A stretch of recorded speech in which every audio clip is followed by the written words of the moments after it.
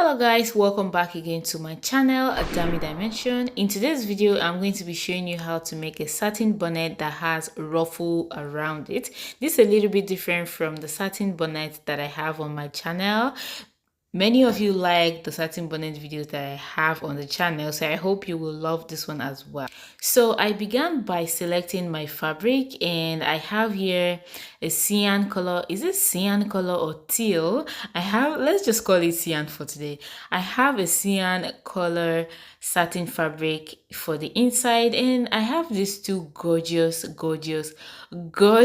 African print fabrics that I found it difficult to decide which one I really want to use for this project, but I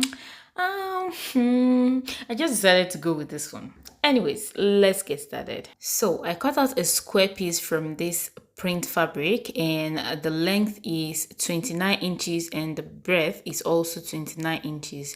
Like I said, it's a square fabric. So what you want to do is to fold this into two like this, and again you are going to fold it again into two across. So by now it's folded into four, and you want to locate this part where you have the folded edges here. The opposite side right here is where you have four pieces. That is not where you want to start your marking from. Okay, you want to start your marking from this part, and that's going to be a center point. Okay, so starting from that center point, I'm going to be taking my radius of my hat. I want the radius of today to be 14 inches. This is a large bonnet, you guys, so keep that in mind. So I'm going to be taking that 14 inches all around like this. All right, as you can see, I'm using that corner as my starting point, and I'm just rotating the 14 inches across. So once you're done, I connected that together and it looks like this, and I'm going to go ahead and cut right on that line. All right, so after cutting and you open it up, it's going to look like this, a complete perfect circle. All right, so next I'm going to be grabbing my cyan satin, and I'm going to be placing the circle on it and using it as a template to cut out a circle from the satin fabric. All right, so now I have two circles. Okay, and what you want to do is to make sure they are both facing each other on the right side. All right, so right sides facing each other. Align it properly as much as you can, and then you are going to go ahead and stitch that down by 1/2 of an inch all the way around, but you're going to be leaving about 5 inches or 6 inches opened, depending on what you find comfortable, because that is where we are going to be turning it inside out. So right now I have done that stitches, and you can see what it looks like. Right, you can see I did the stitches all around 1/2 of an inch, and I left this opening right here. Okay, so the next thing I'm going to do that I did was that I notched it all the way around, and then I turned it to the right side. So after turning it inside out, it looks like this, and I went ahead to flat iron that. After ironing it, it looks like this. I hope I'm not going too fast, guys. You can slow it down on YouTube, you know.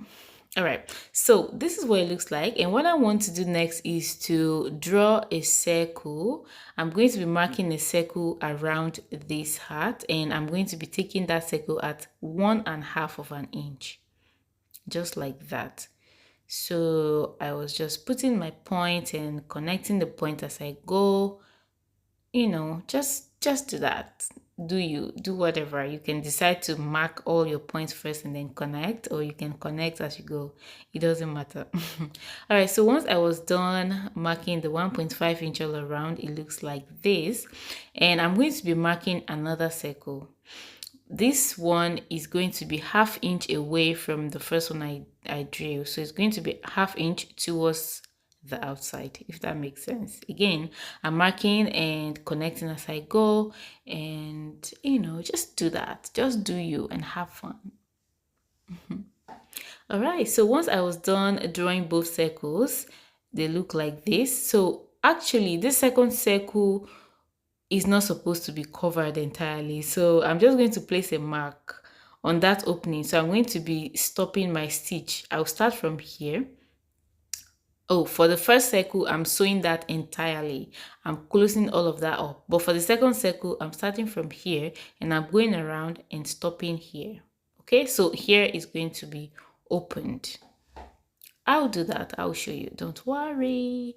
Anyway, so both circles has been stitched, and it looks like this on the wrong side. You can, not the wrong side. Well, you can call it wrong side anyway. So this is what I was talking about. The first one was sewn completely, and the second one was left opened right there. So I have my elastic band right here, which is my head circumference. So just measure around your head and use it to cut out your elastic band using my safety pin and passing it into that channel, because by sewing those two circle lines, you created a channel. So I am passing my elastic band into that channel using my safety pin. So just try to make sure you guard your safety pin end so it doesn't go into the elastic band when you are not yet done passing it. You know what I mean? So after passing it, I went ahead and tied it together. You can take it to your sewing machine and stitch it together as well. It's the same thing. My elastic band is so thin, that's why I'm tying it. I actually don't recommend using this elastic band, but I just want mine to be very soft. This elastic band creates really soft and saggy kind of effect on your head, and that's what I wanted. So you can use anything from like half of an inch elastic, basically. So yeah, I ramble too much.